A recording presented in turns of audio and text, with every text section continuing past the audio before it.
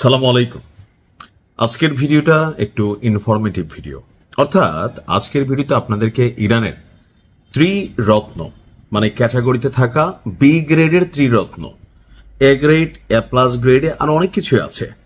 এই মুহূর্তে ইরান যখন লড়াই করছে, দীর্ঘদিন যাবৎ ইরানের মেশিনারিজ গুলোর উপর নজর রাখছিল ইসরায়েল এবং আমেরিকা, যে ইরান কতদূর আগাইছে, তাদের প্রযুক্তিটা কি আছে, ওই মেশিনগুলো ঠেকানোর জন্য তাদের কি ধরনের আকাশ প্রতিরক্ষা সিস্টেম, একটা অঙ্ক কষে কষে আসলে ইরানে অভিযান চালিয়েছিল ইসরায়েল এবং আমেরিকা। তো তাদের সেই অঙ্কের মধ্যে এখন যোগ বিয়োগে ভেজাল লেগে গেছে। কেন ভেজাল লাগলো? কারণ ইরান আসলে দৃষ্টি রাখছে একদিকে, ঘটনা ঘটাইছে আরেক দিকে। অর্থাৎ আমেরিকা এবং ইসরায়েল যখন ইরানের এ প্লাস কে নিয়ে ফোকাস করতেছিল, কিন্তু বি টাইপের ক্যাটাগরির মেশিনারিজ গুলোকে আন্ডার এস্টিমেট করতেছিল। আজকে দেখেন সেই বি টাইপের আন্ডার এস্টিমেট করা ত্রিরত্ন, চতুর্রত্ন বা আপনি যতগুলো শব্দই বলেন, সংখ্যাটা অনেক বাড়ানো যাবে। আমরা এই যুদ্ধে ইরানের বেশ কিছু সফলতা দেখতে পাচ্ছি, যে প্যাট্রিয়ট অথবা থার্ডের মতন আকাশ প্রতিরক্ষা ব্যবস্থা আমেরিকার সারা পৃথিবীতে 8টা দেশে তারা যেটা মোতায়েন রাখছে, কিভাবে ইরান ফাঁকি দিচ্ছে আসুন দেখি।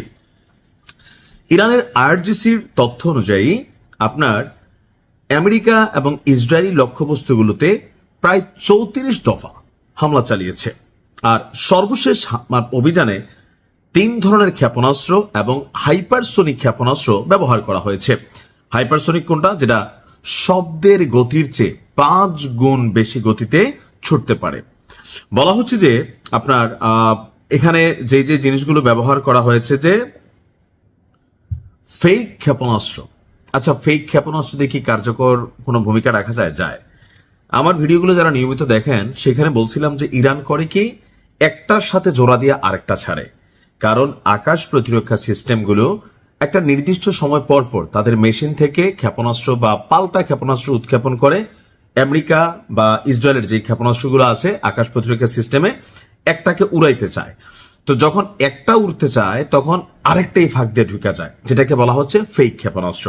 আরেকটা হচ্ছে আপনার কি বলা হয়, যে শব্দের চেয়ে দ্রুতগামী হাইপারসোনিকের মধ্যে কয়েকটা ক্যাটাগরি আছে। হাইপারসোনিক ব্যালিস্টিক মিসাইল, এটার মধ্যে ওয়ার হেড থাকে, যে ওয়ার হেড গুলো পারমাণবিক যে মানে মেশিনারিজ গুলো যাদের হাতে আছে, লাইক রাশিয়া, ফ্রান্স, আমেরিকা। তো এটার মাথায় থাকে কি, রাশিয়া ইউক্রেন যুদ্ধে অনেকেই শুনছেন যে পুতিন যখন বড় বড় এই পারমাণবিক ক্ষেপণাস্ত্রগুলো মারতো, ওয়ার হেড থাকতো, কিন্তু ওয়ার হেডে পারমাণবিক মেশিনটা যেটা বা ইকুইপমেন্ট যেটা, সেটা থাকতো না। তো ইরানও আপনার ক্লাস্টার বোমা, আমরা অনেকে নাম শুনছি, ক্লাস্টার টাইপের কিছু ক্ষেপণাস্ত্র ব্যবহার করছে। এই ক্লাস্টার গুলা করে কি, আকাশ থেকে জমিনে পড়ার আগে অথবা শত্রু দেশের সীমানায় প্রবেশ করা মাত্র একটা চূর্ণ বিচূর্ণ হইয়া এখান থেকে একাধিক, অর্থাৎ শত শত ক্ষেপণাস্ত্র ছড়িয়ে পড়ে। তো আকাশ প্রতিরক্ষা সিস্টেম করে কি, একসাথে তার এতগুলোকে মোকাবেলা করতে পারে না, হয়তো 2, 4, 10টা, বাকিগুলা ফাঁক দিয়ে কিন্তু ঢুকে যাচ্ছে। বুঝতে পারছি? এটা হচ্ছে দ্বিতীয়। তৃতীয় হচ্ছে আপনার দামে কম, তারপর হচ্ছে কামে অনেক গুণ।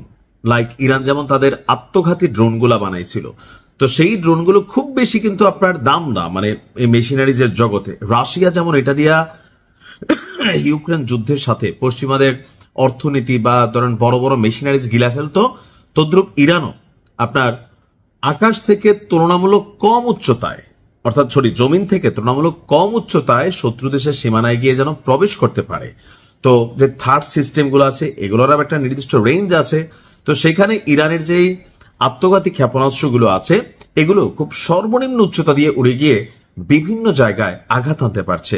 আর এর বাহিরে নিয়মিত তাদের ফতেহ বা কাদার আরো বিভিন্ন ধরনের মেশিনারি যেগুলো আছে, সেগুলো ব্যবহার করছে। অর্থাৎ 3 ধরনের ক্ষেপণাস্ত্র নাম আমরা শুনছি, কিন্তু বি গ্রেডের, এ প্লাস গ্রেডের মধ্যে যে আরো কত জিনিস আছে, সময়ের সাথে সাথে আমরা এগুলো হয়তো দেখতে পাবো। ভালো থাকুন। আসসালামু আলাইকুম।